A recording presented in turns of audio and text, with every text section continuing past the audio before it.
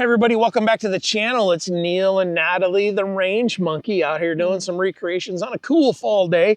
Might be the last one of these we get to do this year without a heavy coat on, Yeah, so no it's still a little cool. But we're gonna recreate another one, the shooting problem from an older video today. Join us. The Black Arch Protoss holster is the only hybrid-like holster that I can recommend. It does everything that a holster needs to do and is great for strong side carry. They're part of our holster consortium. Go check them out at the link in the description. So the video that we're recreating is one that hit the channel quite some time ago. It's an older one. The fun thing of going back and finding these ones to recreate for us is seeing the different versions of John. And so this was John with, just as he's starting to grow his hair out, and it's kind of scraggly, moppy looking. Yeah, he's like showing you guys. And he's like, don't make fun of me. It's awesome. I love it. So we're having some fun with that as well. But this is an older video where a guy that appeared to be altered. John called him Matthew and Methican American and Matthew and all of that, or Matthew and all of the fun names that we use. And this isn't to make fun of somebody on meth, it's just an indicator of who we're dealing with. But this guy appeared to be altered. And so that's part of the lesson that we want to talk about is when somebody is altered. I mean, sometimes it's obvious and sometimes it's not. This one appeared to be pretty obvious, but they're very something you just, I mean, it's hard to figure out what they're going to do. It's unpredictable, unreadable. Yes.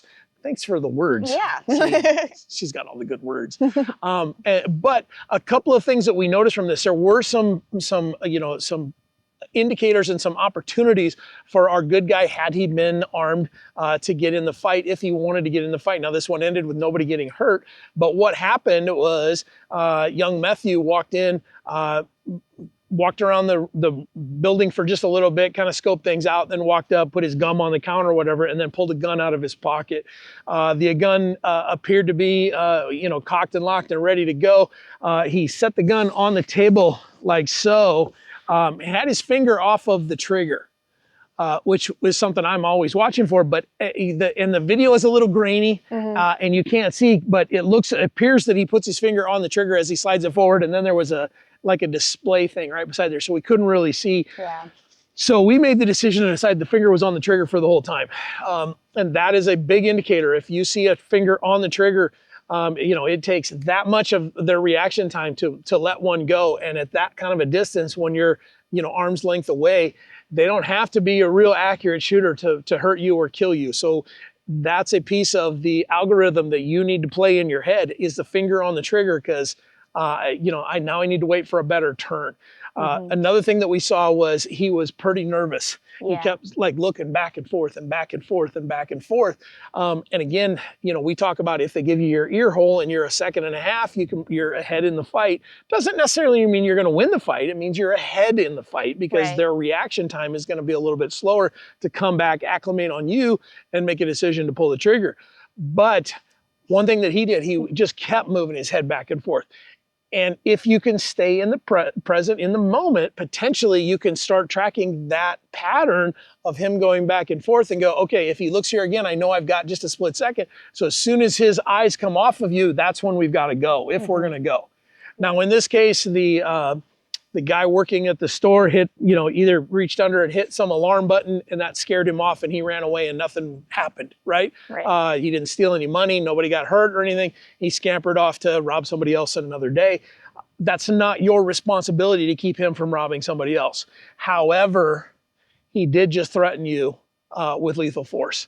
And so in that moment, it's still pretty fluid. So as he turns his back, that is also a chance for you to, it's not why you shoot, or it's not where you shoot somebody, it's why you shoot somebody. So had he gotten shot in the back, I think it's pretty explainable. Now, I think the clerk made a good decision here, let the guy go.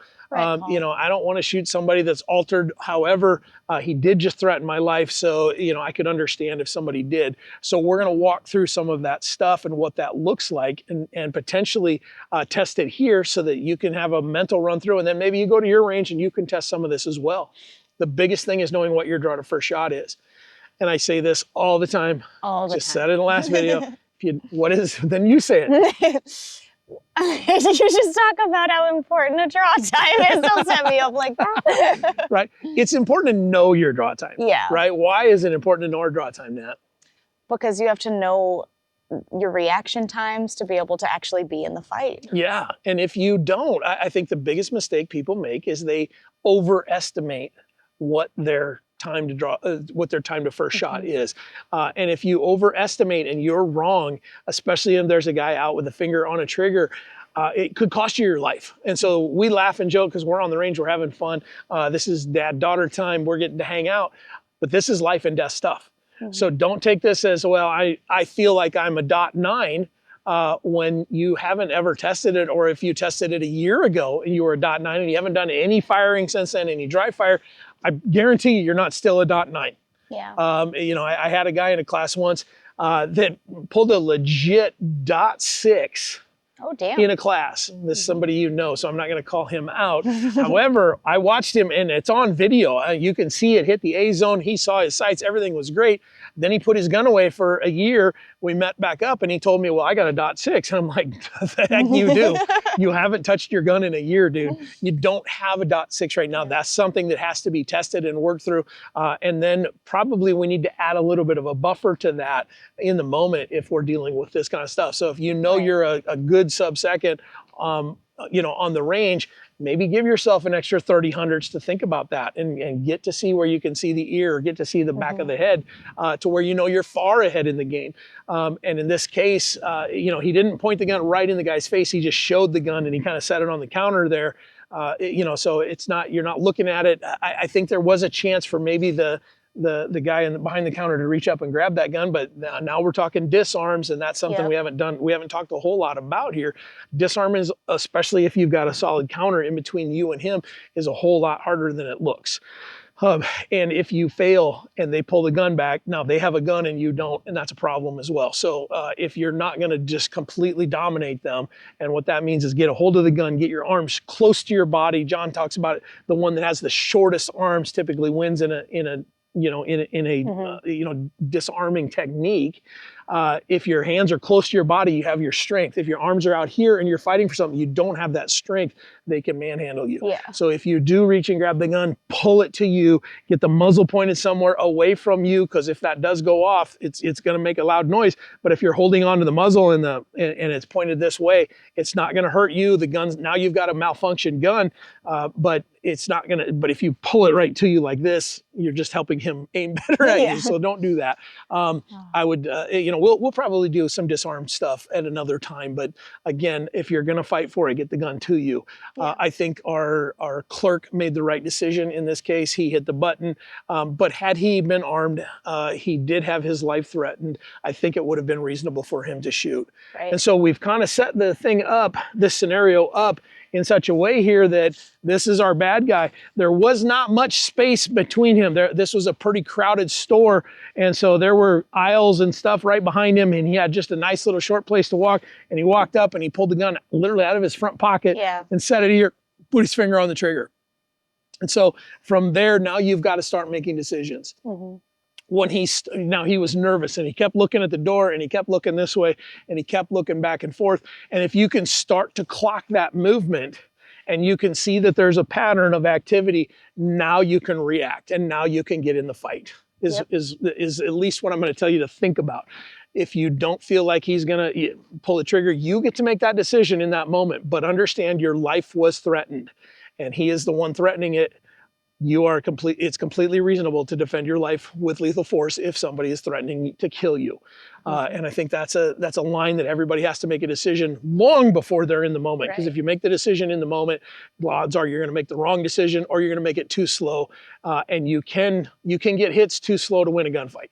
And so if it's like, oh, now I think I can go, but I don't know what my time is, I'm going to get the gun out nice and slow, by then you potentially are laying there bleeding to death.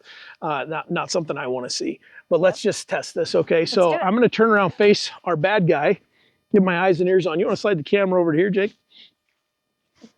And Natalie's just going to give me a beep, and we're going to see. So if he turns and gives me his ear, I got to turn the whole thing because I can't turn the head on this thing. I have a little bit, I still have a pretty good sized target. So my target is still the full chest, but his head is turned. So I've got a nice big target here that's going to be about like this.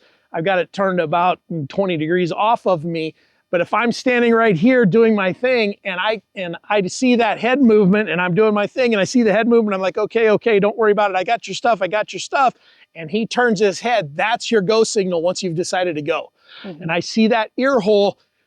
That is the time to go. Now I don't have to shoot him in the ear hole. I can just start putting shots on target and it's going to change behaviors real quick.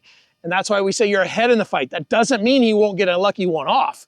It means you're ahead in the fight. So now you got to finish that fight. So my fingers are cold. Yeah. Hopefully it's warm in the grocery store that day or the gas station. Oh, okay. yeah. So I got to lick my fingers. All right. So I'm standing here doing my thing and looking at the guy. Stand by. Hold on, this turned off. Okay. Just hit the on button. Stand by. There you go. Woo, my fingers are cold. That was slow on that. So my draw to first shot was a 1.46, not anything to be happy about. Pretty slow draw to first shot for me, but 2.6, 2.5 splits in between there. So I got additional shots on there. And again, the thing to think about is it's not the first shot. It's not just getting one shot into the guy. It's making him believe he's out of the fight. So you shoot till he believes he's out of the fight. If it takes 3 shots, if it takes 5 shots, that's okay. Those are completely explainable. Now, if it's bang, bang, bang, and then you wait and he hasn't changed anything, and then you just, or he falls down and then you decide, oh yeah, bang, that's a problem. If you've got a 2 or 3 second split between your final shot in the moment and the last shot of the thing, that's what we call an anchor shot. That's you're gonna have some splaining to do. Yep. And it's gonna depend on where you live. It's gonna depend on the DA in your area. It's gonna depend on the lawyer, and it's gonna cost a whole lot more. So just finish it. When you get your 3 shots and the guy goes down, that's when you get out of Dodge. That's when you go call 911. That's when you go call for the cavalry and you outsource the rest of your violence. Odds are it's over after those first 3 to 4 to 5 shots that you put on the guy. But there's no reason to come around here and swear at the guy and tell him, hey, now you got it coming. Now you're any of that kind of stuff. Yep. Stay in the moment. It's not punitive for you. It's self-defense. So you're defending yourself here. It's punitive here. Yep. And stay in that moment. That's hard to do. We've seen that before. Now sometimes people get away with it and it's no problem whatsoever. And I understand it. And in the climate that we live in, I kind of get it. However, also in the climate we live in, you may have a whole lot of explaining to do that's going to cost you a lot of time, a lot of money, and potentially everything that you own. So, Natalie, let's see how you do. Okay. See how I do. See if your fingers are warmer than mine. Oh yeah. My goodness. All right. All right, I'm getting your stuff. All right. I'm getting your Stand stuff. by. I just hold on. There you go.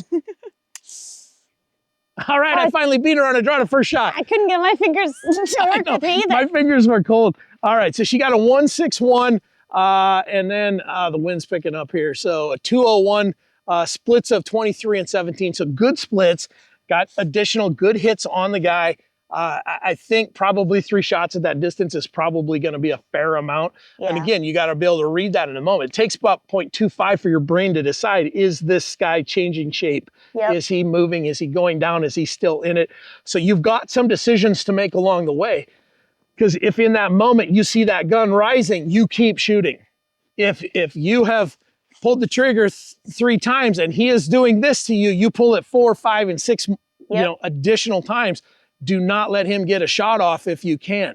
Right. Right? And even if he's on the ground and fighting with you still. And yeah. Now, if he goes down and starts raising a gun at you, if he goes down, just leave. The fight's not over. Just go. Because if he's down on the ground, you get to exit. Now, you don't have to continue the gunfight. Yeah. Right? You have defended yourself to be able to egress and get away. So no need to lean over and go, oh, he's still in it, pop, pop, pop. We don't have to do that. Now, I'm not saying you can't, because if you can't get away, you may have to. It may be that you got to walk right over him to get out. It might be that this is your way to get out, and you're still in it because you can't get away that way. That's kind of what was in my head. You know what I'm saying? Yeah. So I think that's where you were going, right? Yeah. There's a wall right there. I can't get away. If he falls over, I got to stay in this fight. Yeah. As long as he is still in the fight. Yep. And the beauty of this is that if we do these mental reps right now, we don't have to do them in the moment. Because if you have to do them in the moment, don't expect that you're going to make the right decision. Yeah, in the you've got a lot on your plate that day. Yeah, it's the worst day of your life. Hopefully you haven't had anything worse happen. But if you have, now I'm sure there are people that have, right? Yeah. We don't even have to go into that. But let's do it one more time. Let's do it. Warm your hands up, kid. All right. Are you going first? No, or you go am I? first, because Okay. I got to know what I got to beat. All right. We got to make Jake shoot this next too. All right. All right, Nat, are you ready? Yep. Stand by. There you go. So a 1.1 draw to first shot. Great splits. 2-5. Oh, I'm going the wrong way. 2-5 and 2-0. So good splits. Yeah. All right. All right. Man. And if it's cold in the grocery store, understand that if your fingers are cold, so are his. Yeah. Right? Probably. All right. Are we ready? Yep. All right. So I'm All getting the right. stuff.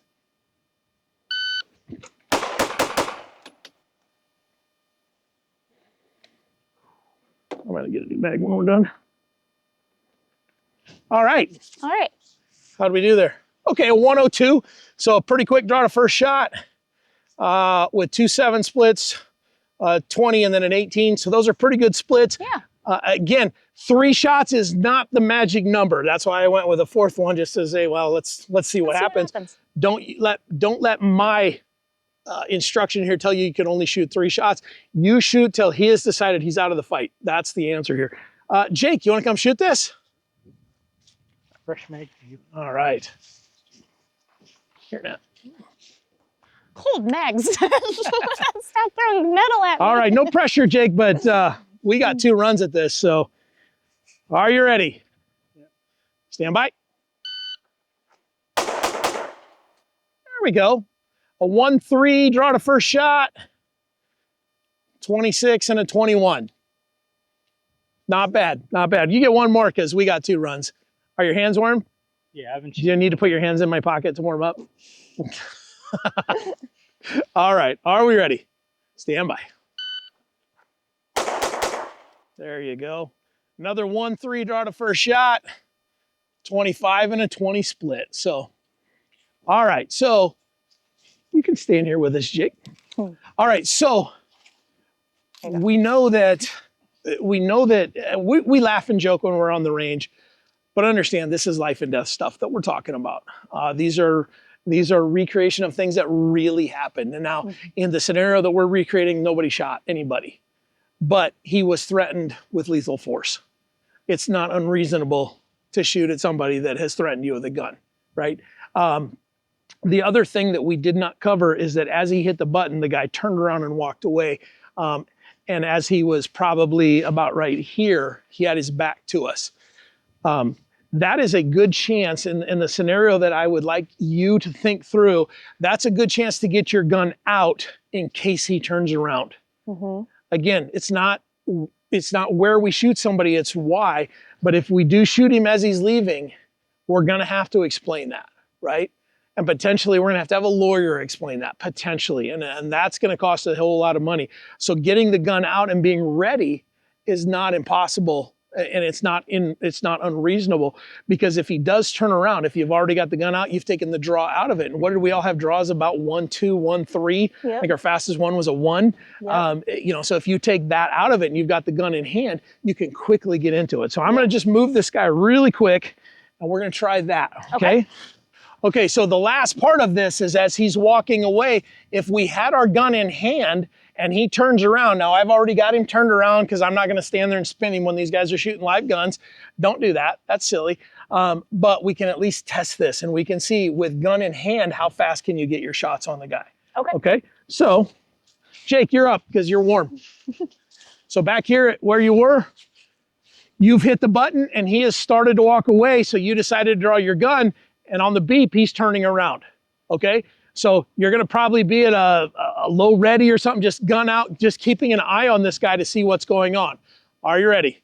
Stand by. There you go. First shot at .77, 77 split because his fingers are cold, and then at 25. So good job. Good job.